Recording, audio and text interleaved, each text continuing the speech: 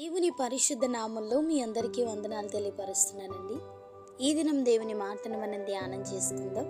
పరిశుద్ధ గ్రంథంలో నుండి కీర్తనలు 119వ సంకీర్తన 153వ వచనం.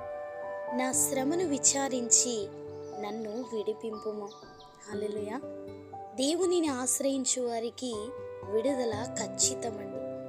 లోకంలో ఆశ్రయించినవేవి ఆపత్కాలంలో మనల్ని తప్పించలేవు, సమస్యల నుండి విడిపించను లేవు.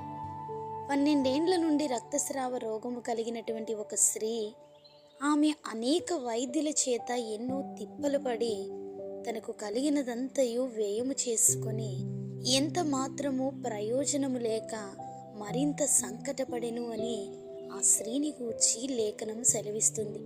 అలాంటి నిర్జీవ స్థితిలో ఉన్న ఆ స్త్రీకి ఒక వార్త వినబడిందండి. యేసు ఇటువైపుగా వెళుతున్నాడు అని.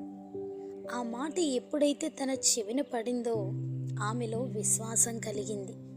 నేను ఆయన వస్త్రములు మాత్రము ముట్టినా బాగుపడదుననుకొని జనసమూహములో ఆయన వెనుకకు వచ్చి ఆయన వస్త్రము ముట్టినప్పుడు వెంటనే ఆమె రక్తధార కట్టెను గనుక తన శరీరములోని ఆ బాధ నివారణ అయినదని ఆమె గ్రహించుకుందట. ఆ స్త్రీలో కలిగినటువంటి విశ్వాసము ఎవ్వరికీ కనబడకుండా యేసయ్యలోని ప్రభావమును ఆమెలోనికి వచ్చేలా చేసింది. వెంటనే యేసు తనలో నుండి ప్రభావము బయలు వెళ్ళనని తనలో తాను గ్రహించి జనసమూహము వైపు తిరిగి నా వస్త్రములు ముట్టినదెవరు అని అక్కడి వారిని యేసు ప్రభు వారు ప్రశ్నించారు.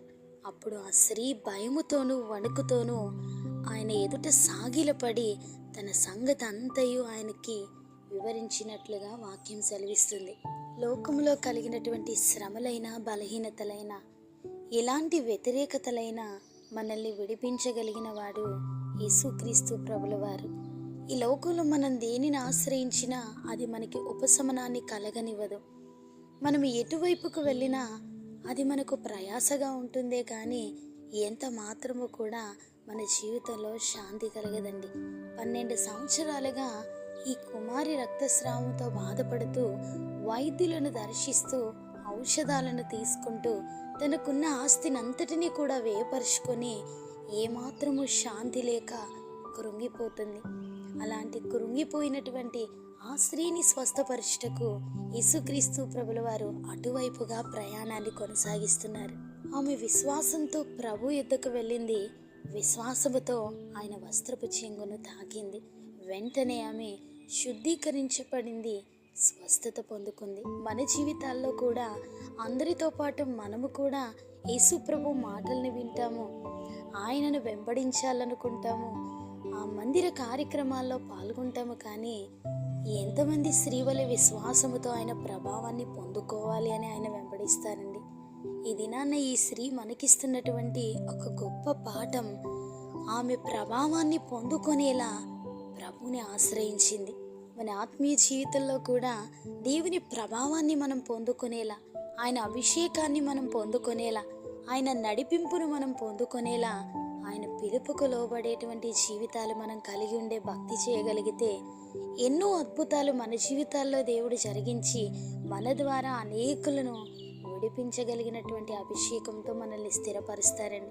ఈ దినాన్ని ఎందరైతే శ్రమలతో, విచారముతో, విసుగుతో కృంగిపోయినటువంటి స్థితిలో ఉన్నారో వారందరితో దేవుడు మాట్లాడుతున్నారు. మన శ్రమలో మనల్ని విచారించేది ఆయన మాత్రమే. మనకు కలిగిన శ్రమను బట్టి అనేకులకు చెప్పుకోవడానికి మనం ఇష్టపడుతుంటాం. నా శ్రమను పూర్తిగా వినండి, నాకు కలిగినటువంటి పరిస్థితిని మొత్తం చెప్పనివ్వండి అని మనం మనుషుల్ని ఆశ్రయిస్తాం. వారు విని మనల్ని ఓదార్చాలని ఆశపడుతుంటాం.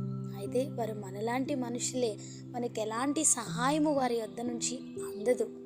పైగా అనేకులలో మనల్ని గూర్చి ఎంతో అపహాస్యంగా మాట్లాడుకుంటారు. దేవాది దేవుని యొద్ద మాట్లాడే అనుభవం మనం కలిగి ఉంటే మనల్ని ఆయన విచారించినప్పుడు, మన పరిస్థితిని ఆయన చూసినప్పుడు మనకు విడుదల కలుగుతుందండి. ఆ దేవాది దేవుని యొక్క కృప మనందరికీ తోడేయండి, మనల్ని నడిపించునుగాక.